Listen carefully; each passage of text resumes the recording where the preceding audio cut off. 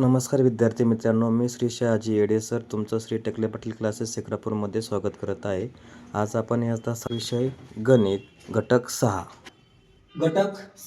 व्यावहारिक गणित उपघटक 27 शेकडेवारी.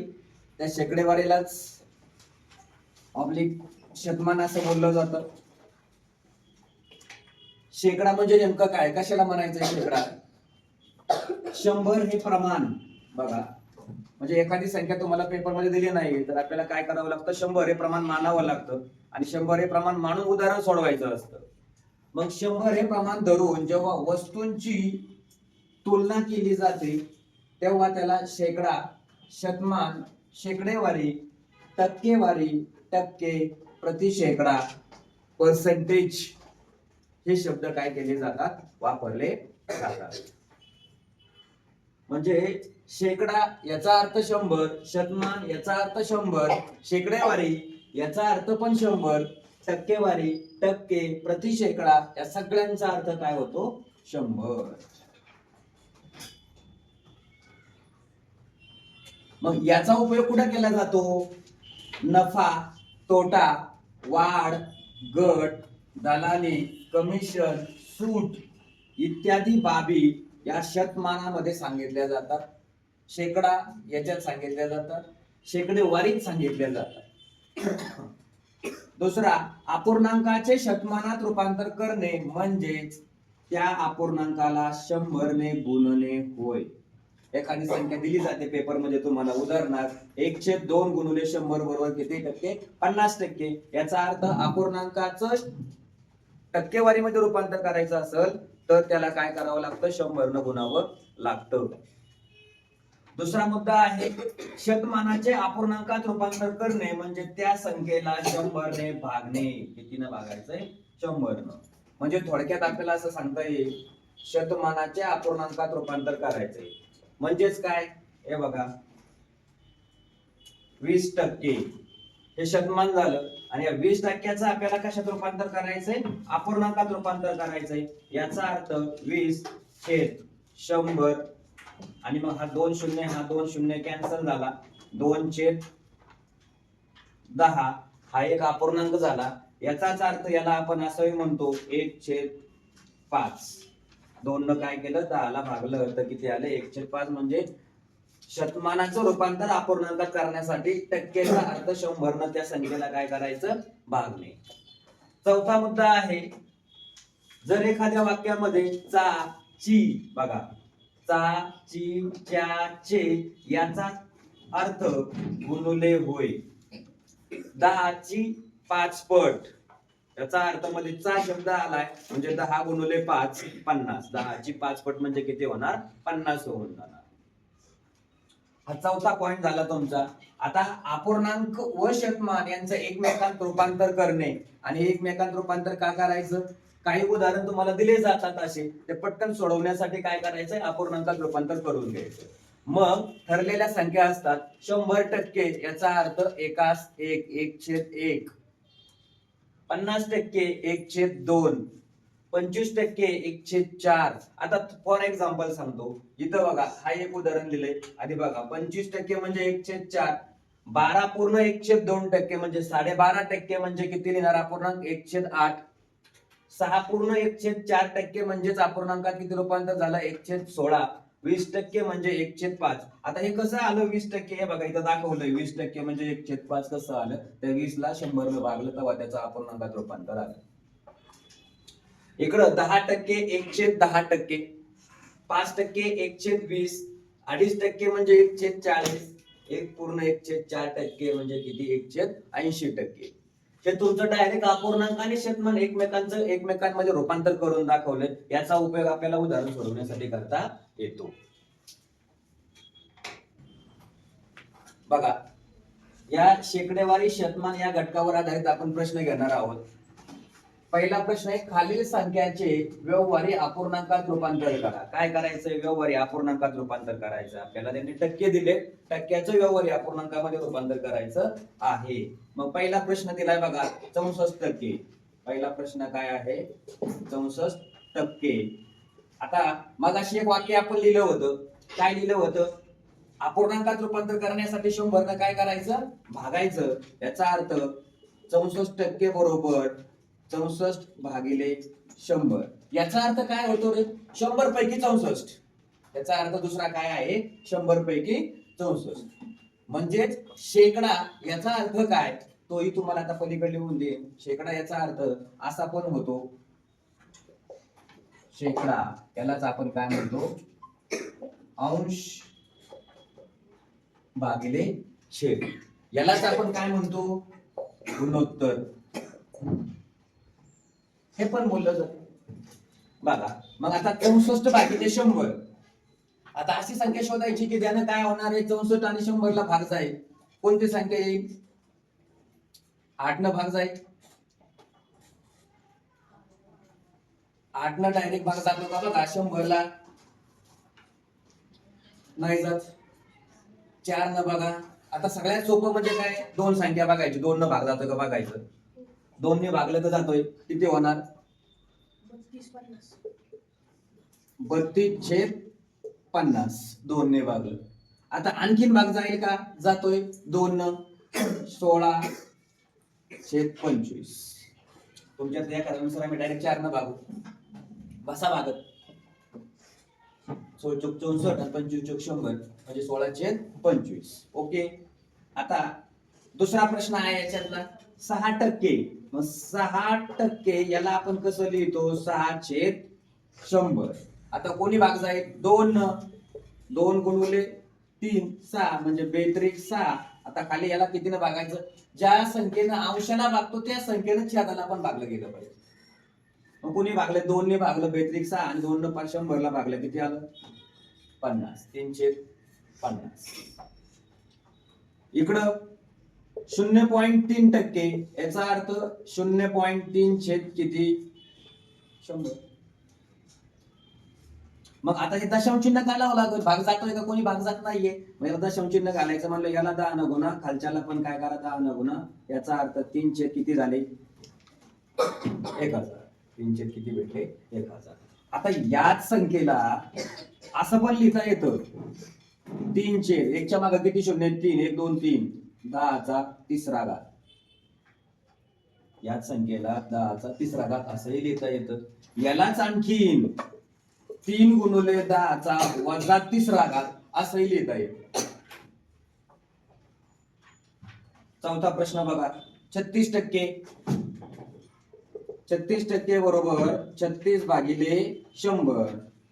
कुणी भाग जाईल, 2 न जाईल. 2 न 36 ला भागलं, 18 उत्तर आलं. खाली भागलं किती आले, 50. आणखीन कुणी भाग जाईल का, आणखीन 2 न जाईल. 92 18 खाली किती आले, 25. 9/25.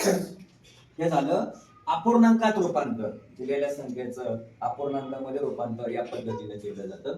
आता दुसरा प्रश्न आहे, खालील संख्यांचे दशांश अपूर्णांकात रूपांतर करा. बघा, 8%, 8/100. आता 100 ना 8 ला भागत नाही बसायचं.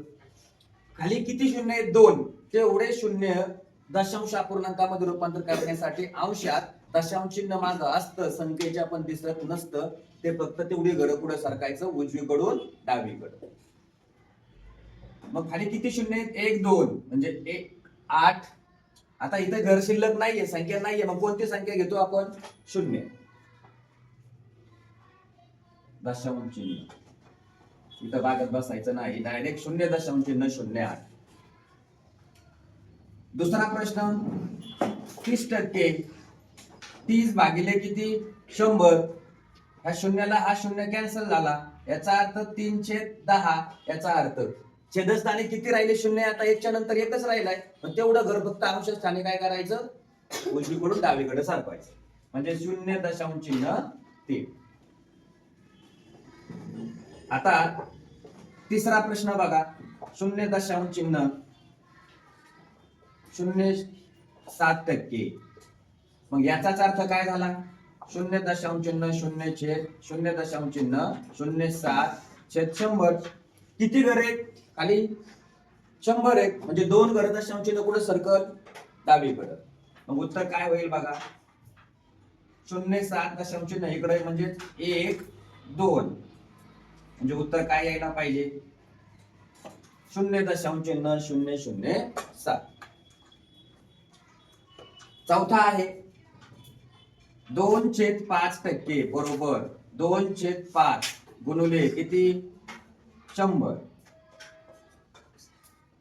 आता ह्या 100ला काय करायचंय आपल्याला दशांश अपूर्णांक सांगितलंय काय त्यांना दशांश अपूर्णांकात रूपांतर करायचं. मग कसं करायचं आधी 2/5 म्हणजे किती 2/5 म्हणजे किती बघता आलं पाहिजे 0.4 म्हणजे बघा 0.4 च दशांश अपूर्णांकात रूपांतर करायचंय. म्हणजे 2ला 5 न भागलं उत्तर 0.4 आलं त्याला 100 न भागायचंय. म्हणजे दशांश चिन्ह किती 1 2 म्हणजे 4 1 2 दशांश चिन्ह हे त्याचं उत्तर कळलं. तिसरा प्रश्न आहे बघा हा संख्यांचे शतमानात रूपांतर करा. आता काय केलं त्यांनी अपूर्णांक दिलाय या अपूर्णांकाचं शतमानात रूपांतर करायचंय. आणि शतमानात रूपांतर करायचं म्हणजे शेकडेवारीत रूपांतर करायचं. म्हणजे आपण काय सांगितलं होतं गुणायचं. कितीनं गुणायचं 100 न गुणायचं दिलेल्या अपूर्णांकाला. मग बघा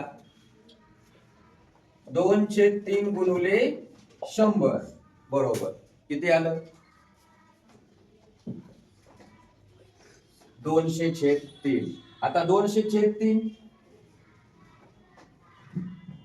203 न भागायचं डायरेक्ट. मग किती आलं 3 सक 18 चाले 2 3 सक 18.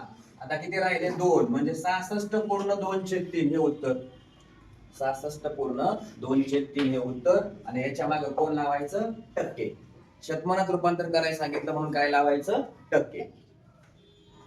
याच्यात या 3/4 गुणुले 100 बरोबर 3. आता या 4 न 100 ला भाग जातो की 25 चौक 100 म्हणजे किती उत्तर आलं 3 गुणुले 25 आणि 25 त्रिक किती 75.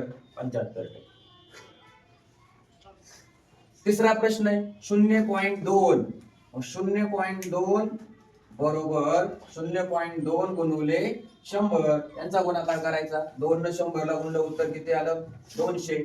दशांश चिन्ह द्यायचं एक घर म्हणजे इथं म्हणजे किती टक्के झाले 20%. टक्केवारीत रूपांतर करतोय आपण अपूर्णांकाचं तर 100 न गुणायचं हे सांगितलंय. चौथा प्रश्न बघा 0.03 बरोबर 0.03 गुणुले 100 100 ला 3 न गुणलं उत्तर किती आलं 300. आता दशांश चिन्ह द्यायचंय 1 आणि 2 याचा अर्थ दशांश चिन्ह संख्येच्या पाठीमागं असतं पण दिसत नसतं म्हणून ते पुढे येतं पाठीमागून पुढे सरकतं गुणाच्या वेळेस. म्हणजे किती येणार 1 2 1 2 म्हणजे उत्तर किती आलं 3%. 50 चे गुणाकार चाचीचे असे शब्द आले तर गुणुले त्याचा अर्थ होतो 50% टक्के म्हणजे किती घेणार खाली आता 100. मग याच्यात हा शून्य हा शून्य हा शून्य हा शून्य काय झाले कॅन्सल झाले. मग राहिलं काय 5 गुणुले 5 या दोघांचा गुणाकार करायचा. म्हणजे 50चे 50% म्हणजे किती उत्तर आलं 25. हे याचं उत्तर. पाचवा प्रश्न आहे 700चे 50%. 700 चा अर्थ गुणुले 50 टक्क्याचा अर्थ भागिले मांडून घेतलं डायरेक्ट. आता हा 2 शून्य हे 2 शून्य कॅन्सल झाले राहिलं काय 7 गुणुले 50. आता यांचा गुणाकार करायचा आहे आपल्याला. किती गुणाकार आला बघा 700चे 50% सांगितलेले आहेत तर याचा जो गुणाकार आहे तो गुणाकार किती आलेला आहे 150. हे बघा 7 5 35 7 5 35 आणि हा शून्य ऍज इट इज 350. कळलं. याच्यानंतर 6वा प्रश्न आहे बघा 70%चे 70%. बघा प्रश्नाची काठिण्य पातळी आपण वाढत गेलोय 70%च्या 70% म्हटले.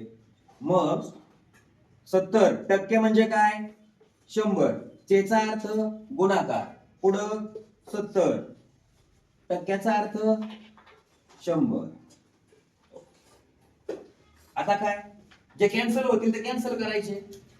हा एक शून्य, हा एक शून्य, हा एक शून्य, हा एक शून्य काय झाला, कॅन्सल झाला. मग काय आलं उत्तर बघा, 7 गुणुले 7 भागिले 100. बरोबर, 7 गुणुले 7 किती झाले, 49. आणि 49 छेद किती, 100. याचा अर्थ काय, 49 छेद 100. याचा अर्थ खाली वर अंशाच्या ठिकाणी 49 आहे, खाली 100 आहे. याचा अर्थ शून्य दशांश चिन्ह 49 म्हणजे 0.49 हे त्याचं उत्तर. गणित म्हणजे किती, 100. साचा अर्थ चेचा अर्थ गुणाकार, इकडं 50 आणि टक्केचा अर्थ 100 भागिले. मग आता बघा, जे कॅन्सल होतील ते कॅन्सल करून टाकायचे शून्य. हा एक शून्य, हा एक शून्य, हा एक शून्य, हा एक शून्य कॅन्सल झाले. राहिलं कोण बघा, 4 गुणुले 5 छेद 100. 5 चौक 20, 20 छेद 100. इथं पण कॅन्सल होईल कोण, हा शून्य कॅन्सल झाला. म्हणजे 2 न 10 ला भागलं 1/5. 2 न 10 ला भागलं 1/5 उत्तर आलं. आता याचाच अर्थ 1/5. पण आपण काय केलंय, 40 चे 50%. 40 चे 50% 1/5 म्हणजे काय करता येईल बघा तुम्हाला. इथं 2 न 10 ला भागायच्या ऐवजी आपण 2/10 ठेवले. 2/10 याचा अर्थ काय, 0.2. क्लिअर. आता चे गुणाकार x टक्के म्हणजे छेद 100 बरोबर 144. मांडून घेतलं आधी व्यवस्थित. आता काय, x बरोबर 144. 100 इकडे कुठे भागाकाराच्या स्थानी आहे डावीकडं. उजवीकडे गेला तर गुणाकार होऊन जाईल. नंतर 36 इकडे भागाकार नाही, गुणाकार आहे. उजवीकडे गेला तर काय होईल, भागाकार. आता कोणाच्या पाण्यामध्ये 144 आणि 36 आहे, 12च्या आहे. म्हणजे 12 न भाग जातो याला, 12 त्रिक 36 आणि इकडं 12चा वर्ग आहे ना, म्हणजे 12. बघा, म्हणजे उत्तर किती आलं, 12 गुणुले 100 भागिले 3. आता 3 न भाग जातोय काय, जातोय. 3 1 3, 3 चौक 12. याचा अर्थ किती आले, 4 गुणुले 100 बरोबर 400. म्हणजे x ची किंमत किती आली, 400 आली. कळलं. म्हणजे असे प्रश्न कसे सोडवायचे. आता पुढचा आहे बघा 9. 24 गुणुले y छेद 100 बरोबर 0.72. मग y बरोबर 0.72 गुणुले 100 भागिले 24. आता 72 ला 100 ने गुणलं म्हणजे 0.72 ला 100 ने गुणलं तर उत्तर किती आलं रे, 72 भागिले किती, 24. आता 24 न भाग जातो का, किती त्रिक 24, 24 त्रिक किती, 72. म्हणजे 24 न 72 ला भाग गेला, उत्तर आलं 3. कळलं. आता 10वा प्रश्न आहे. 10वा प्रश्न. आता इथं 90 पैसे हे 5 रुपयांचे शेकडा किती. पैसे इकडे रुपये. एक तर दोन्ही क्वांटिटी समान पाहिजे आपल्याला, एकक समान पाहिजेत, नसतील तर समान करून घ्यायची. मग आता लक्षात घ्या, 5 रुपये म्हणजे 500 पैसे. आणि म्हटलंय काय त्यांनी, 90 पैसे 5 रुपयांचे. 90 पैसे 5 रुपये म्हणजे 500 पैशाचे शेकडा किती म्हटले, काय शेकडा किती. शेकड्यात रूपांतर करायचं म्हणले ह्याला किती न गुणायचंय, 100 न. किती न गुणायचं, 100 न गुणायचंय. मग बघा, हे 2 शून्य हे 2 शून्य कॅन्सल झाले. राहिलं कोण, 90 भागिले 5. या 5 न 90 ला भागलं, किती उत्तर आलं, 18 पंचे 90. आणि शेकडा म्हणलंय टक्के. 2 लिटर म्हणजे किती मिलीलिटर रे, 1 लिटर म्हणजे किती मिलीलिटर, 1000. मग 2 गुणुले 1000 याचा अर्थ 2000 ml. मग कोणाचं कोणाशी आहे 250 च 200 मग 250 ml भागिले 2000 गुणुले 100. आता इथं जे कॅन्सल होते ते हा 1 0 हा 1 0 हे 2 0 हे 2 0 कॅन्सल झाले. बरोबर कोण राहिलं ते घेऊ. 25/2 आणि 25/2 म्हणजे 25 ला 2 ने भागलं तर उत्तर किती आलं 12.5%. हे त्याचं काय झालं उत्तर. प्रश्न क्रमांक 12. जर x बरोबर 20 व y बरोबर 25 तर x हा y च्या किती टक्के आहे. कोण सांगितलंय x हा y च्या किती टक्के आहे असा प्रश्न आहे. आता इथं तुम्हाला डायरेक्ट काय करतो एक सूत्र देतो छोटंसं सूत्र आहे. टक्के काढायला सांगितलेत. मग टक्के काढण्यासाठी सूत्र टक्के बरोबर काय डोक्यात ठेवायचं कोण भागिले कोणापेक्षा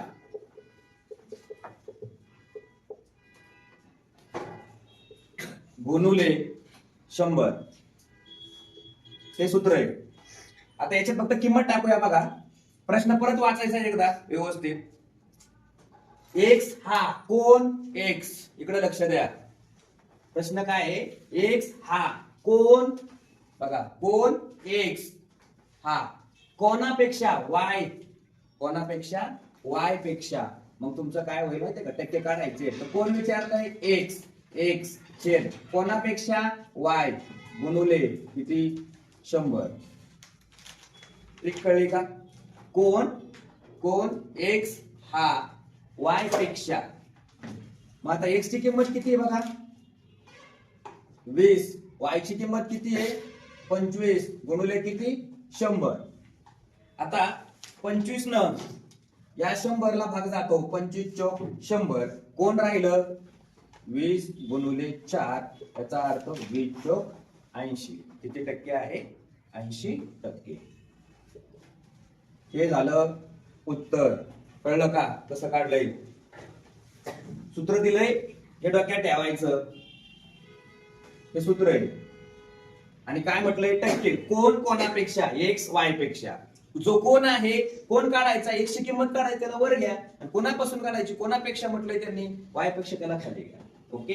हा 12वा प्रश्न. आता 13वा प्रश्न बघूया आपण. x बरोबर 30 y बरोबर 40 तर x हा y पेक्षा किती टक्क्यांनी लहान. आता इथं लहान विचारलाय. काय विचारलाय लहान विचारलाय.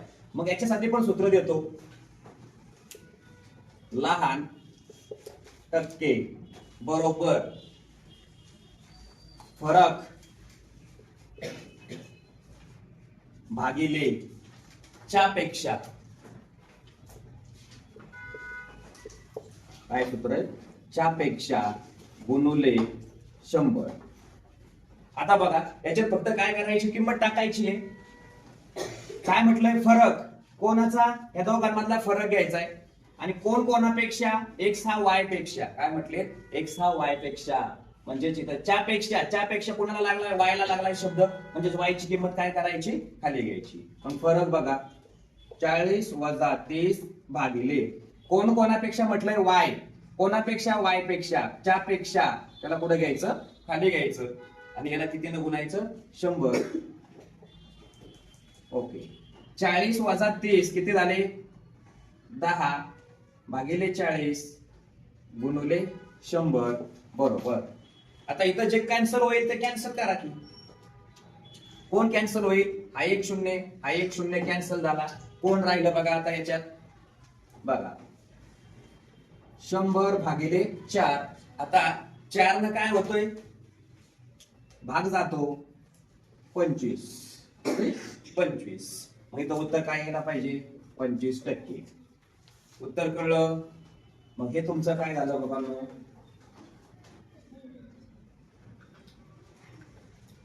सूत्र. हे काय झालं सूत्र झालं. कळलं. शब्द महत्वाचे आहे. शब्द व्यवस्थित काय करायचे वाचायचे आहेत. आता 14वा प्रश्न आहे बघा. काय म्हटलंय m हा बघा m बरोबर 20, n बरोबर 40, तर n हा m पेक्षा किती टक्क्यांनी मोठा आहे? कोण कोणापेक्षा म्हटलं m म्हटलं n पेक्षा? n हा m पेक्षा किती टक्क्यानं मोठा आहे? पेक्षा शब्द कोणाला लागलाय? m ला. मग ठरल्याप्रमाणे आपलं जे सूत्र आहे, तर काय सूत्र आहे बघा इथं पण, मोठा कंसात टक्के बरोबर काय करणार आहे तुम्ही? फरक भागिले च्या पेक्षा गुणुले 100 बरोबर. फरक कोणाचा? 40 वजा 20 भागिले. आता च्या पेक्षा म्हटले, मग च्या पेक्षा म्हटल्यानंतर कोण घ्यायला पाहिजे? n हा m पेक्षा, काय म्हटले त्यांनी? m हा n पेक्षा काय आहे? किती टक्क्यांनी मोठा आहे? कोणता विचारलाय आपल्याला? m विचारलेला आहे. मग आता खाली काय घ्यायला पाहिजे सांगा, कोण सांगाल मला? x ची किंमत घेणार का y ची किंमत घेणार? m पेक्षा म्हटले ना, म्हणजे इथं काय घ्यायला पाहिजे? इकडे गुणुले कोण येणार? 100. बघा आता कॅल्क्युलेशन करून 40 मधून 20 गेले, किती राहिले? 20. इकडे गुणुले किती? 100 भागिले किती? 20. 20 ला 20 हा 20 हा 20 कॅन्सल झालं. उत्तर तुमचं किती आलं? किती उत्तर आहे? 100. कळलं का? किती टक्क्यांनी मोठा आहे तो? 100 टक्क्याने मोठा आहे, हे त्याचं उत्तर. आणि हे त्याचं काय? सूत्र. आता 15वा प्रश्न आहे बघा. काय दिलाय प्रश्न? वाचून घ्यायचाय, समजून घ्यायचाय. एका संख्येचे 30% हे 90 आहे, तर ती संख्या कोणती? ती संख्या माहिती का आपल्याला? नाही. मग आपण इथं काय म्हणा? समजा ती संख्या बरोबर x. ती संख्या आपल्याला माहित नाहीये म्हणून ती संख्या मांडली. आता ह्याचं रूपांतर घेऊ. कोणाचं? एक संख्या म्हणजे x चे 30% बरोबर किती? 90. हा हे शब्द आले तर काय डोक्यात ठेवायचं? बरोबर. मग आता ठरल्याप्रमाणे x चे म्हणल्यानंतर गुणुले 30% म्हणजे किती? 100 बरोबर किती? 90. मग x बरोबर 90 हा इकडे गेला 100 भागिले 30. म्हणजे इथं भागाकारात 100 आहे, तर उजवीकडे गेले तर गुणाकारात जाईल. इकडे 30 गुणाकारात आहेत, उजवीकडे गेले तर काय होईल? भागाकारात जाईल. x बरोबर, आता ह्याच्यात जे कॅन्सल होतील ते कॅन्सल करता येतील आपल्याला. हा शून्य कॅन्सल झाला. या 3 न याला भागलं, 3 त्रिक 9 म्हणजे उत्तर 3 गुणुले 100 याचा अर्थ 300. म्हणजे x ची किंमत किती भेटली तुम्हाला? 300 भेटली. कळलं? आता पुढे जाऊया आपण. बघा 16वा प्रश्न आहे. 80 ही संख्या 120 च्या किती टक्के आहे? काय? 80 ही संख्या 120 च्या किती टक्के आहे? मग इथं पण सूत्र देतो, टक्के बरोबर. कोणती संख्या सांगितली? कोणती संख्या? इथं काय शब्द लिहायचा? कोणती संख्या भागिले खाली कोणत्या संख्येच्या.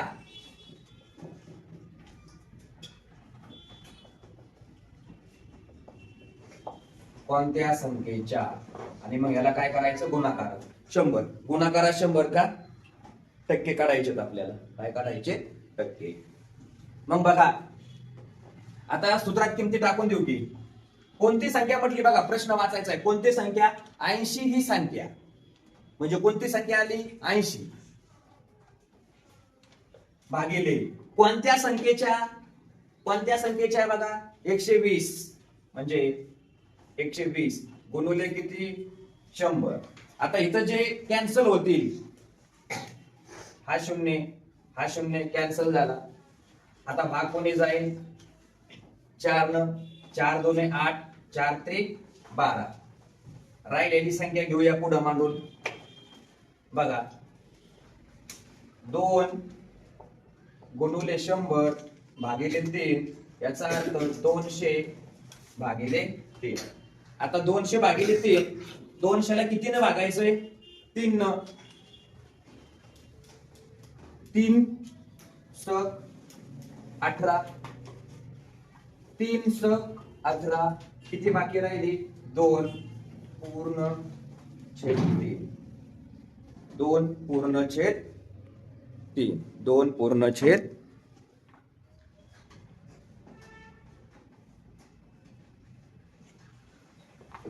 66.2/3 आता यालाच जर आपण पूर्ण भागलं तर उत्तर किती येणार आहे? 66.66%. हे दोन्ही पण उत्तर काय आहे तुमची बरोबर आहे. कळलं? ही दोन्ही पण उत्तर तुमची बरोबर आहेत. 16 नंबर, 13, 14, 15, 16. आता 17 नंबरचा प्रश्न आहे बघा.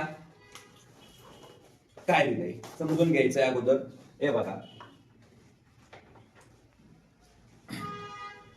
x अधिक 400 चा अर्थ गुणाकार, 12.5 टक्केचा अर्थ भागिले 100 बरोबर 300 चा अर्थ गुणाकार, 70 टक्केचा अर्थ 100. गणिती स्वरूपामध्ये काय केलं आपण, त्याची मांडणी करून घेतली. आता ह्याच्यात जे कॅन्सल करता येतील, हे 2 शून्य, हे 2 शून्य कॅन्सल, इथं हे 2 शून्य, हे 2 शून्य कॅन्सल. आता जे राहिलेत त्यांना घेऊया. बघा, x अधिक 4 गुणुले 12.5 बरोबर 3 गुणुले 70. आता 3 7 21, 210 आणि यांचा गुणाकार करायचा आहे. यांचा गुणाकार जो आहे तो गुणाकार काय येईल बघा, 12.5 गुणुले 4 x प्लस 4 पंचे 20, 4 2, 12 चौक 48 आणि हे 2 किती झाले? 50 दशांश. ओके. आता याच्यानंतर x बरोबर 210, इकडे डावीकडे प्लस आहे, उजवीकडे गेलं तर काय होईल? मायनस होईल, -50. आपल्याला x ची किंमत काढायची. हे याचं काय झालं? फायनल उत्तर. प्रश्न क्रमांक 12. जर x बरोबर 20 व y बरोबर 25 तर x हा y च्या किती टक्के आहे? कोण सांगितलंय x हा y च्या किती टक्के आहे असा प्रश्न आहे. आता इथं तुम्हाला डायरेक्ट काय करतोय, सूत्र देतो, छोटस सूत्र आहे. टक्के काढायला सांगितलेत. मग टक्के काढण्यासाठी सूत्र टक्के बरोबर काय डोक्यात ठेवायचं? कोण भागिले कोण भागिले कोणापेक्षा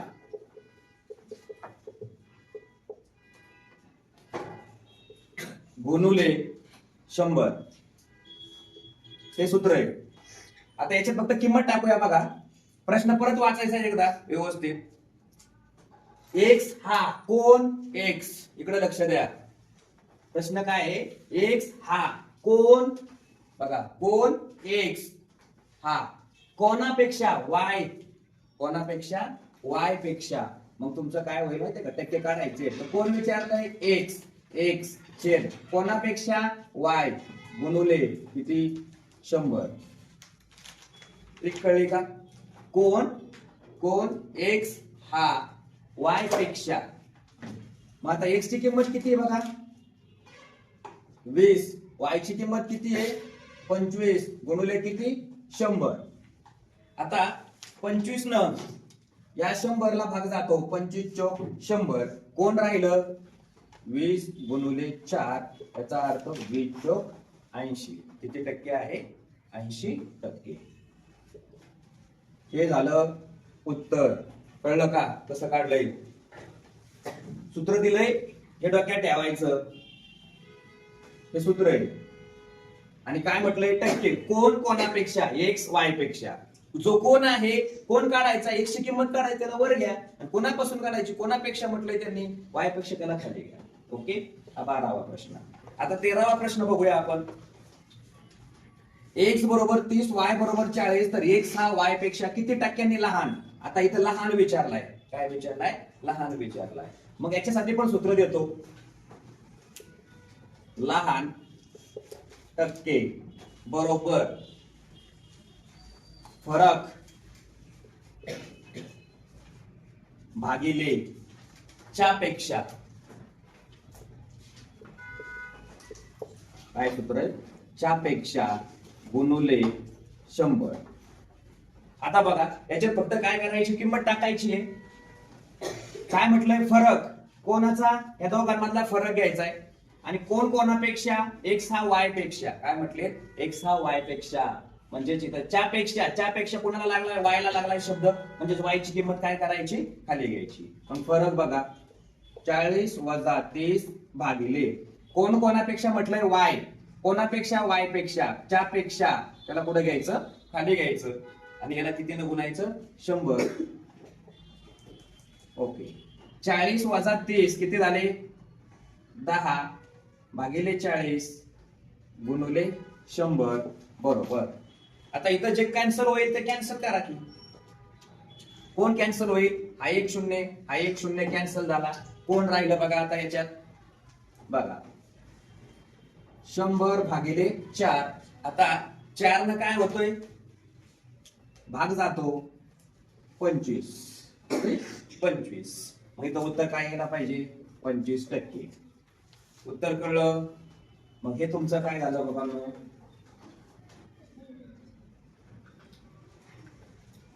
सूत्र. हे काय झालं? सूत्र झालं. कळलं? शब्द महत्वाचे आहे. शब्द व्यवस्थित काय करायचे? वाचायचे आहेत. आता 14वा प्रश्न आहे बघा. काय म्हटलंय? यम हा बघा यम बरोबर 20, n बरोबर 40, तर n हा यम पेक्षा किती टक्क्यांनी मोठा आहे? कोण कोणापेक्षा म्हटलं? यम म्हटलं n पेक्षा. n हा यम पेक्षा किती टक्क्यानं मोठा आहे? पेक्षा शब्द कोणाला लागलाय? यम ला. मग ठरल्याप्रमाणे आपलं जे सूत्र आहे, तर काय सूत्र आहे बघा इथं पण? मोठा कंसात टक्के बरोबर काय करणार आहे तुम्ही? फरक भागिले च्या पेक्षा गुणुले 100 बरोबर. फरक कोणाचा? 40 वजा 20 भागिले. आता च्या पेक्षा म्हटले, च्या पेक्षा म्हटल्यानंतर कोण घ्यायला पाहिजे? n हा यम पेक्षा. काय म्हटले त्यांनी? यम हा n पेक्षा काय आहे? किती टक्क्यांनी मोठा आहे? कोणता विचारलाय आपल्याला? यम विचारलेला आहे. मग आता खाली काय घ्यायला पाहिजे सांगा? कोण सांगाल मला? x ची किंमत घेणार का y ची किंमत घेणार? यम पेक्षा म्हटले ना, म्हणजे इथं काय घ्यायला पाहिजे? इकडे गुणुले कोण येणार? 100. बघा आता कॅल्क्युलेशन करून 40 मधून 20 गेले, किती राहिले? 20. इकडे गुणुले किती? 100 भागिले किती? 20. 20 ला 20 हा 20 हा 20 कॅन्सल झालं. उत्तर तुमचं किती आलं? किती उत्तर आहे? 100. कळलं का? किती टक्क्यांनी मोठा आहे तो? 100% मोठा आहे. हे त्याचं उत्तर. आणि हे त्याचं काय? सूत्र. आता 15वा प्रश्न आहे बघा. काय दिलाय? प्रश्न वाचून घ्यायचा, समजून घ्यायचा. एका संख्येचे 30% हे 90 आहे, तर ती संख्या कोणती? ती संख्या माहिती का आपल्याला? नाही. मग आपण इथं काय म्हणा? समजा ती संख्या बरोबर x. ती संख्या आपल्याला माहित नाहीये म्हणून ती संख्या मांडली. आता ह्याचं रूपांतर घेऊ. कोणाचं? एक संख्या म्हणजे x चे 30% बरोबर किती? 90. हा हे शब्द आले तर काय डोक्यात ठेवायचं? बरोबर. मग आता ठरल्याप्रमाणे x चे म्हणल्यानंतर गुणुले 30% म्हणजे किती? 100 बरोबर किती? 90. मग x बरोबर 90 हा इकडे गेला 100 भागिले 30. म्हणजे इथं भागाकारात 100 आहे, तर उजवीकडे गेले तर गुणाकारात जाईल. इकडे 30 गुणाकारात आहेत, उजवीकडे गेले तर काय होईल? भागाकारात जाईल.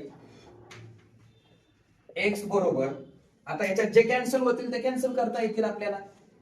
हा शून्य कॅन्सल झाला. या 3 न याला भागलं, 3 त्रिक 9 म्हणजे उत्तर 3 गुणुले 100 याचा अर्थ 300. म्हणजे x ची किंमत किती भेटली तुम्हाला? 300 भेटली. कळलं? आता पुढे जाऊया आपण. बघा 16वा प्रश्न आहे. 80 ही संख्या 120 च्या किती टक्के आहे? काय? 80 ही संख्या 120 च्या किती टक्के आहे? मग इथं पण सूत्र देतो, टक्के बरोबर. कोणती संख्या सांगितली? कोणती संख्या? इथं काय शब्द लिहायचा? कोणती संख्या भागिले खाली कोणत्या संख्येच्या.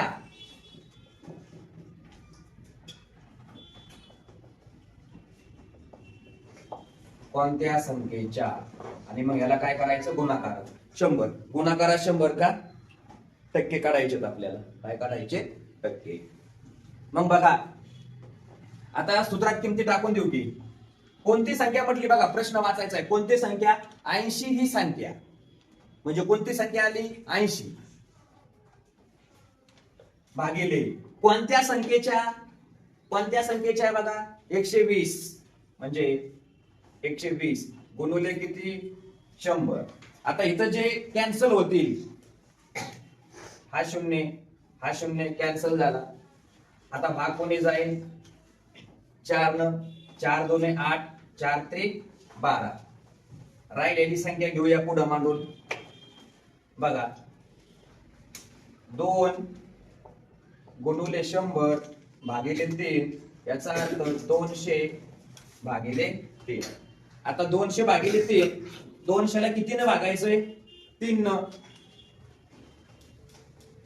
3 स 18, 3 स 18. किती बाकी राहिली? 2 पूर्ण छेद 3. 2 पूर्ण छेद 3. 2 पूर्ण छेद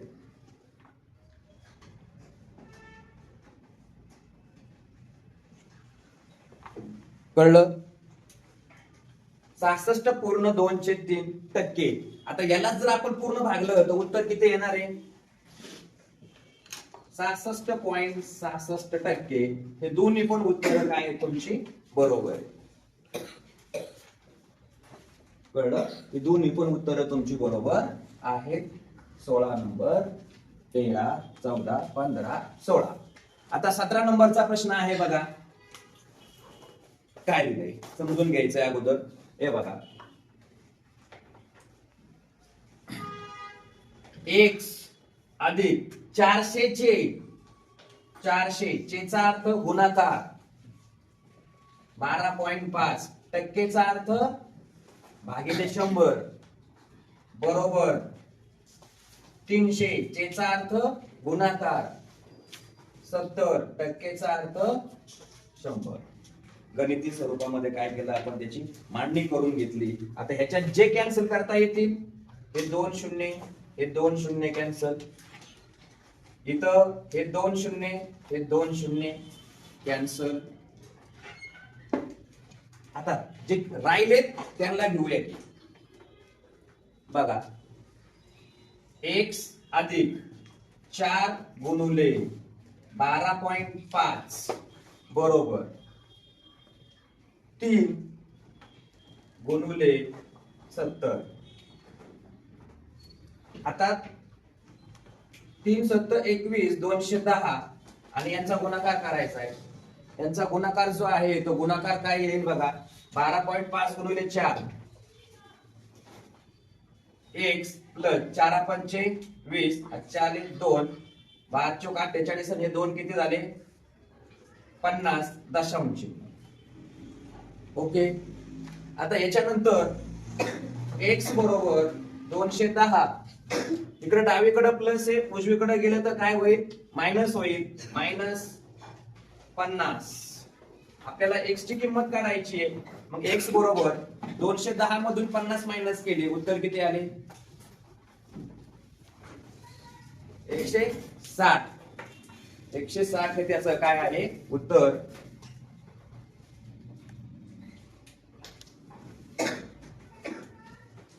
हे याचं काय झालं फायनल उत्तर. असे किती प्रश्न झाले?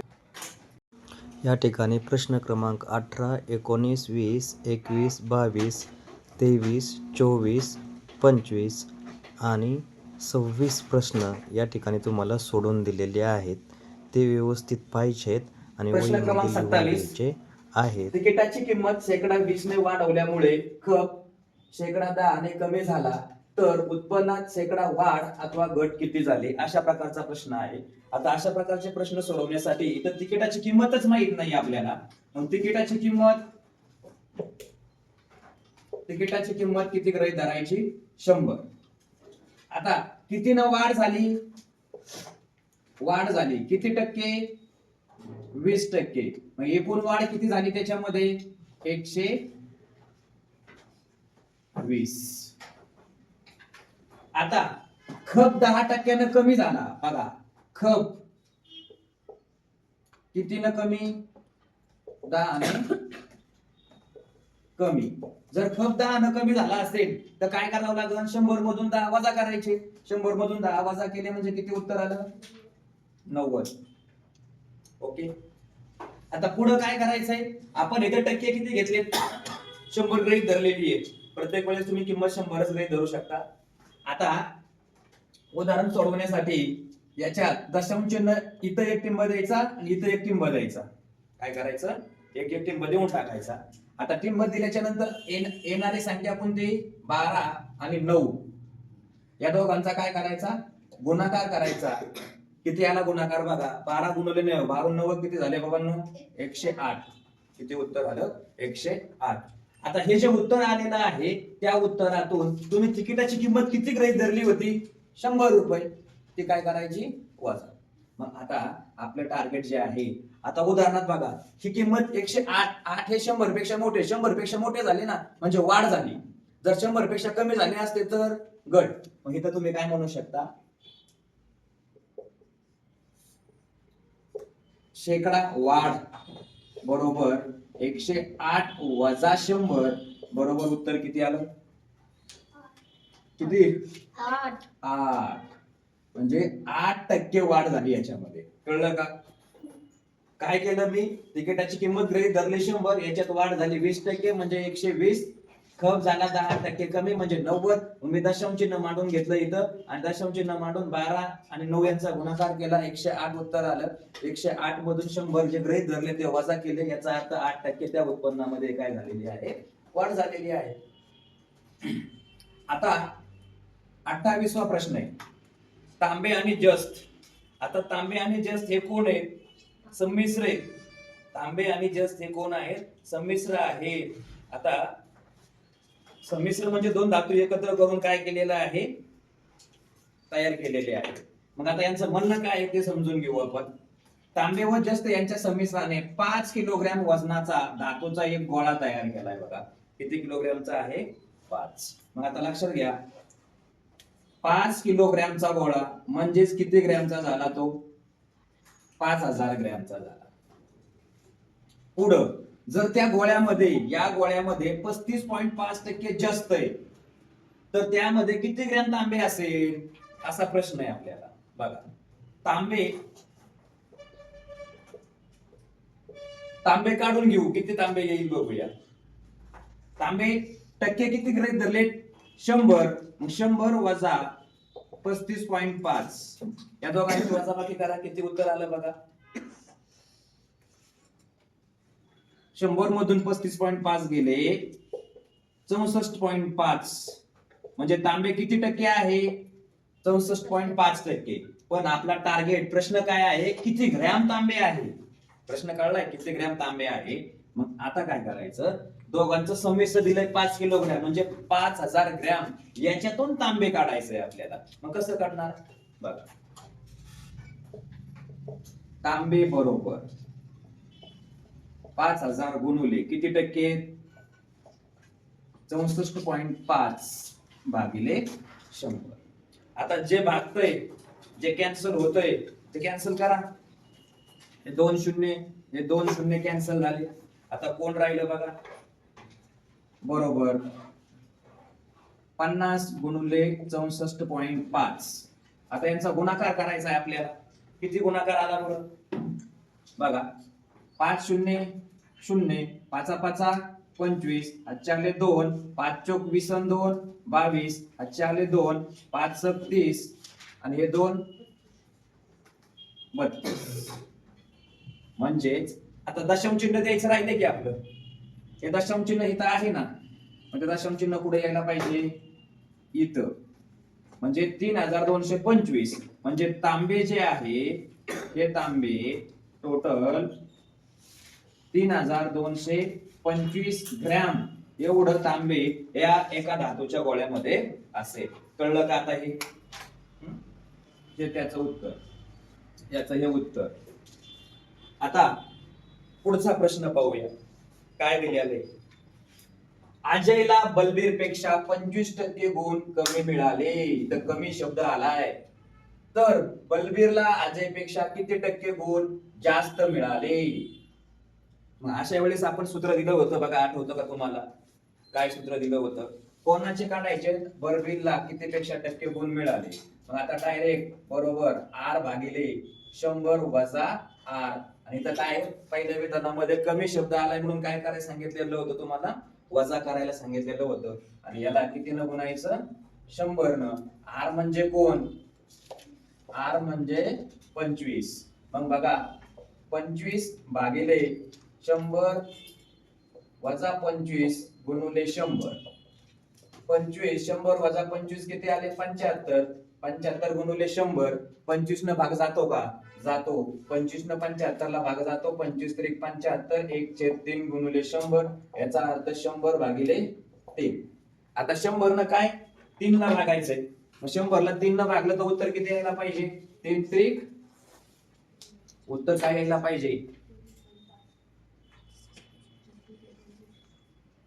33 पूर्ण 1/3. बघा असं उत्तर आहे का? 33 पूर्ण 1/3. इथं पॉइंटच्या ऐवजी काय आहे? हे असं 33 पूर्णांकामध्ये 1/3 हे त्याचं फायनल उत्तर. यालाच आपण दशांश अपूर्णांकामध्ये घेतलं तर 33.33. म्हणजे किती टक्के? टक्क्याचं साईन. कळलं? म्हणजे बलबीरला अजयपेक्षा किती टक्के गुण जास्त मिळाले? 33.33% गुण त्याला काय झाले? जास्त मिळालेले आहेत. आता याच्यानंतर पुढचा प्रश्न आहे 30. 3 पूर्ण 6 पूर्ण 1/4 असा अपूर्णांक दिलेला आहे. आधी काय करायचंय? याचं वाटोळं करून घेऊ जरा आपण अगोदर. काय होईल बघा, 6 पूर्ण 1/4, 6 गुणिले 4 अधिक 1 भागिले 4, 6 चौक 24, 25/4. किती उत्तर आलं याचं? 25/4 उत्तर आलेलं आहे. आता काय करायचंय? 25/4 आलं तर आपल्याला काय करावं लागेल आता? हे बघा, दिलेलं उदाहरण घेऊ अगोदर. काय दिलं होतं? 3 पूर्ण 6, 3/6 पूर्ण 1/4 याचं टक्केवारीमध्ये रूपांतर करायचंय आपल्याला. कशामध्ये? टक्केवारीमध्ये रूपांतर करायचंय. बरोबर बघा 3 आता 6 पूर्ण 1/4 याच्या ऐवजी काय घ्यायचं ठरलं? 25/4. अपूर्णांक आहे हा. या अपूर्णांकाचं कशात करायचंय आपण रूपांतर? टक्केवारीमध्ये करायचंय. मग बरोबर 3 गुणिले 4/25. 3 गुणिले 4/25 असं उत्तर. आता या दोघांचा गुणाकार करूया. 4 त्रिक 12, 12/25. आता हा अपूर्णांक भेटला. हा मिश्र अपूर्णांक, हा अपूर्णांक. आता याच्या टक्केवारीमध्ये रूपांतर करायचंय म्हणल्यावर इथं कितीनं गुणावं लागेल रे? याला 4 न गुणावं लागेल आणि याला पण 4 न, म्हणजे अंशाला पण 4 न आणि छेदाला पण कितीनं गुणावं लागेल? 4 न गुणावं लागेल. उत्तर किती आलं बघा, 12 चौक 48 छेद 25 चौक 100. आणि मग हेच कसं लिहिलं जातं? हेच कसं लिहिलं जातं? 48% असा हा तुमचा प्रश्न क्रमांक 30. प्रश्न क्रमांक 29 हे याचं काय आहे उत्तर? हे याचं उत्तर या ठिकाणी आपल्याला मिळून गेलं. म्हणजे असेही अपूर्णांक पेपर मध्ये दिले जातात, त्यावेळेस काय करायचे? या पद्धतीने सोडवले गेले पाहिजे. ओके, आता याच्यावर आधारित तुम्ही तुमचा स्वाध्याय जो आहे तो काय करायचा आहे, सोडवायचा आहे. अशा प्रकारे हा टॉपिक या ठिकाणी संपलेला आहे. अशा प्रकारचे व्हिडिओ तुम्हाला पाहिजे असतील तर Neptune scholar academy by Shahaji Ade sir या यूट्यूब चॅनल सबस्क्राईब करा, लाईक करा आणि शेअर करा. धन्यवाद.